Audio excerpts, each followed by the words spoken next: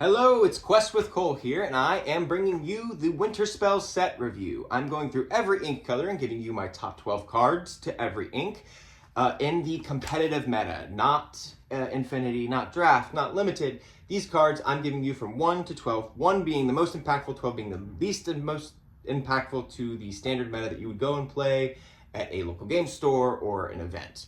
Starting off with number 1 most impactful Sapphire card from Winterspell meta is going to be Pete, Ghost of Christmas Future. Wild card here, guys. Essentially allows you to just keep filtering through your deck and finding the one card you need when he quests. He can be shut down with Reckless and some other things, but wow. The only other card on my list that could be better than this card in the color of Sapphire is arguably my next card in the second slot, which is Belle, Snowfield Strategist. Whenever one of your characters is banished, it goes into your Inkwell, and she's inkable, and she's a princess, so you can cheat her with Cinderella. I don't know. I think the upsides are like, for Infinity, for this card especially, is like, whoa. But also, still great, and Blurple, and Amber, Sapphire builds I've seen that trying to get to that Storm, banish all characters card. Another great card in Sapphire. Sapphire, I don't think got as much heat as other sets, but the 5 or 6 cards they first got are pretty crazy here. It's coming in at number 3, which is going to be Moana, Curious Explorer, who allows you to ink cards from your discard. That is right, you read that correctly.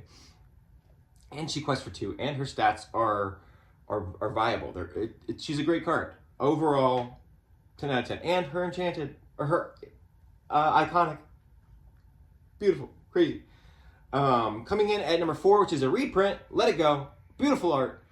Very important for Blurple, for some removal, for dogs, for everything. Like, you're going to see this card floating around the meta again. I don't think it's as impactful as it was once, but I definitely think you're going to see 1 or 2 ofs in almost every Sapphire deck.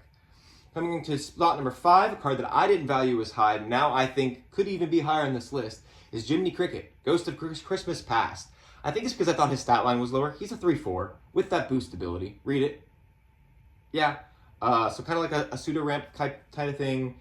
Also, you can bounce him back to the hand similarly if you're already running some of that bounce back package with the Olafs and maybe like the Petes, maybe Cheshires. Like, there's so many different boosts now that are good that like you can profit from. Coming in at slot number 6, these are where they could be arranged in any order for Sapphire. I think for me, I put Daisy Duck Isabel at slot 6 because I'm more of an aggro player. I like that 3 extra lore. But then coming at slots 7, Grandma Toller, Connected to Nature, who gets that ink reduce per her ability. Coming in right after her, which also could be kind of flip-flops a little bit, Scrooge McDuck, Miserably Ebenezer, who has a shift line that he can shift onto, which is pretty exciting. I have seen in some Ruby Sapphire builds take advantage of this shift line. Coming at slot 9, Winnie the Pooh, Hungry Bear. Ability is mid, but like I think in future time, I think Winnie the Pooh could shine, especially if we get a Floodborn Winnie the Pooh, which I hoped was going to be the Honey Wizard art, if you remember. Like, he would have been a cool Floodborn who comes in. I digress. Coming in slot number 10 is going to be Gosselin Mallard, Curious Child. Some more item synergy. I think she's a little bit better than Scuttle, if you remember from back in the day. Like I said, these last few Sapphire cards, not as exciting as the first few. Coming in slot 11, Chief Tui, Weaving a Tail. And coming in at slot 12, Tamatoa, Seeker of Shine. Some more item synergy yet again. Honorable mentions for the color of Sapphire are going to be Scrooge McDuck, Reform Ebenezer, Splatter Phoenix, the Rejected Artist, that with that underdog ability, who's got Ward on him, I believe, as well. So that underdog lets you play him on turn 1 if you're not the first player. Could be good and could be relevant with Ward, but often than not, I don't think they're running 4 of them. I think they're running 2 at most, probably.